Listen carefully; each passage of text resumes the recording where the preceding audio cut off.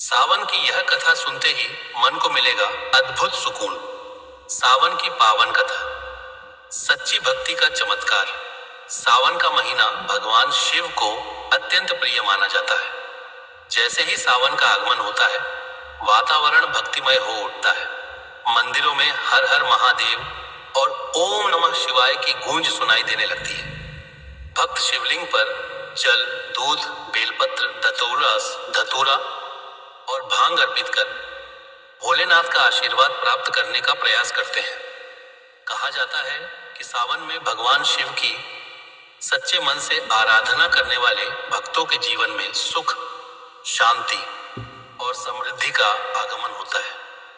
आज हम आपको ऐसी प्रेरणादायक कथा सुनाने जा रहे हैं जिसे सुनने मात्र से मन को अद्भुत सुकून मिलता है और भगवान शिव के प्रति श्रद्धा और भी गहरी हो जाती है।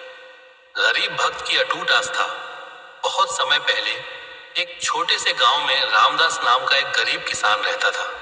उसके पास धन दौलत नहीं थी, लेकिन उसके हृदय में भगवान शिव के प्रति अटूट श्रद्धा थी। हर वर्ष सावन का महीना आते ही वह प्रतिदिन सुबह जल्दी उठता, नदी में स्नान करता और जंगल से बेलपत्र लाकर शिवलिंग पर अर्पित करता। उसके घर में कभी कभी 2 समय का भोजन भी मुश्किल से बन पाता था। फिर भी उसने भगवान शिव की पूजा कभी नहीं छोड़ी। गांव के कुछ लोग उसका मजाक उड़ाते और कहते, इतनी पूजा करने से क्या मिलेगा, मेहनत करो तभी जीवन सुधरेगा। रामदास मुस्कुराकर केवल इतना कहता, मेहनत भी करता हूं और भगवान पर विश्वास भी रखता हूं। जो शिव की शरण में जाता है वह कभी अकेला नहीं रहता। कठिन परीक्षा का समय, एक वर्ष सावन के दौरान गांव में भयंकर सूखा पड़ गया। खेत सूख गए, कुएं खाली हो गए और लोगों के सामने भोजन का संकट खड़ा हो गया। कई लोगों ने भगवान की पूजा करना छोड़ दिया और निराश हो गए, लेकिन रामदास ने अपनी भक्ति नहीं छोड़ी। वह हर दिन दूर स्थित नदी से थोड़ा सा जल लाता और शिवलिंग पर अर्पित करता। कई बार उसके परिवार वालों ने भी कहा कि पहले घर की चिंता करो, लेकिन उसने विनम्रता से उत्तर दिया, भोलेनाथ सबकी चिंता करते हैं, मैं उनकी भक्ति कभी नहीं छोड़ूंगा। एक रहस्यमयी साधु का आगमन। एक दिन सावन के सोमवार को एक वृद्ध साधु गांव में आए। वे बहुत थके हुए और भूखे थे। अधिकांश लोगों ने उन्हें अनदेखा कर दिया क्योंकि सभी अपने संकटों में उलझे थे। रामदास ने अपने घर में बची हुई थोड़ी सी रोटी और पानी साधु को प्रेम पूर्वक अर्पित कर दिया। उसकी पत्नी ने भी बिना किसी शिकायत के साधु की सेवा की। साधु ने प्रसन्न होकर कहा, वत्स, तुम्हारे पास देने के लिए बहुत कम था, फिर भी तुमने प्रेम से सब कुछ दे दिया। भगवान शिव तुम्हारी भक्ति से अत्यंत प्रसन्न है। रामदास ने विनम्र होकर कहा, महाराज, जो कुछ भी है वह भगवान का ही दिया हुआ है। साधु मुस्कुराए और आशीर्वाद देकर चले गए। भोलेनाथ की कृपा। अगली सुबह जब रामदास अपने खेत पहुंचा तो उसने देखा कि उसके खेत में हरियाली लौटने लगी है।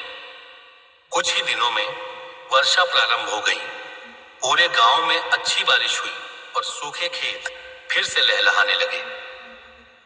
रामदास की फसल पहले से भी अधिक अच्छी हुई।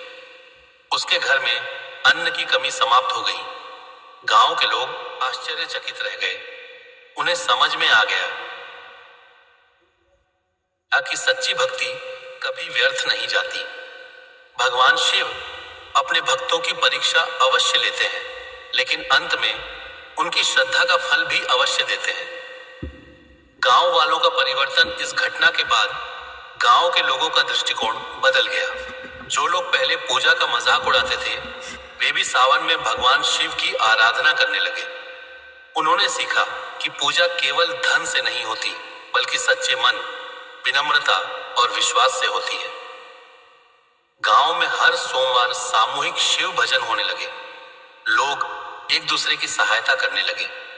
धीरे धीरे गांव में सुख, शांति और प्रेम का वातावरण बन गया। यह कथा हमें सिखाती है कि भगवान शिव को दिखावा नहीं, बल्कि सच्चा प्रेम और निष्कपट भक्ति प्रिय है।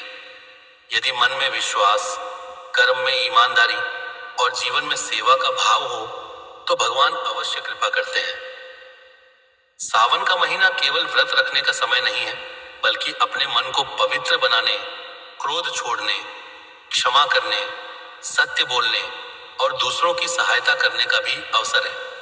जब हम किसी भूखे को भोजन कराते हैं, किसी दुखी को सांत्वना देते हैं या किसी जरूरतमंद की मदद करते हैं, तब वह सेवा भी भगवान शिव की पूजा के समान मानी जाती है। सावन में क्या करें? प्रतिदिन एयूएम नमः शिवाय मंत्र का श्रद्धा पूर्वक जाप करें। शिवलिंग पर स्वच्छ जल और बेलपत्र अर्पित करें। माता पिता और गुरुजनों का सम्मान करें। किसी गरीब या जरूरतमंद की यथाशक्ति सहायता करें। क्रोध, अहंकार और ईर्ष्या से दूर रहने का प्रयास करें। सत्य, दया और सेवा को जीवन का आधार बनाएं।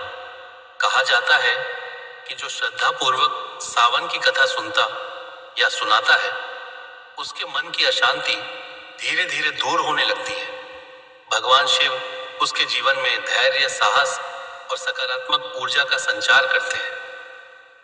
आइए इस पवित्र सावन में हम भी भगवान भोलेनाथ की शरण में जाएं, सच्चे मन से उनकी आराधना करें और यह प्रार्थना करें, हे देवों के देव महादेव, हमारे मन से अहंकार, भय और चिंता को दूर करें। हमें सत्य के मार्ग पर चलने की शक्ति दें। हमारे परिवार में सुख, शांति, स्वास्थ्य और समृद्धि बनाए रखें। सभी भक्तों पर अपनी असीम कृपा बनाए रखें। हर हर महादेव। ऐसे ही और कहानी और कथा सुनने के लिए हमारे चैनल को लाइक, शेयर, फॉलो और सब्सक्राइब करें। धन्यवाद।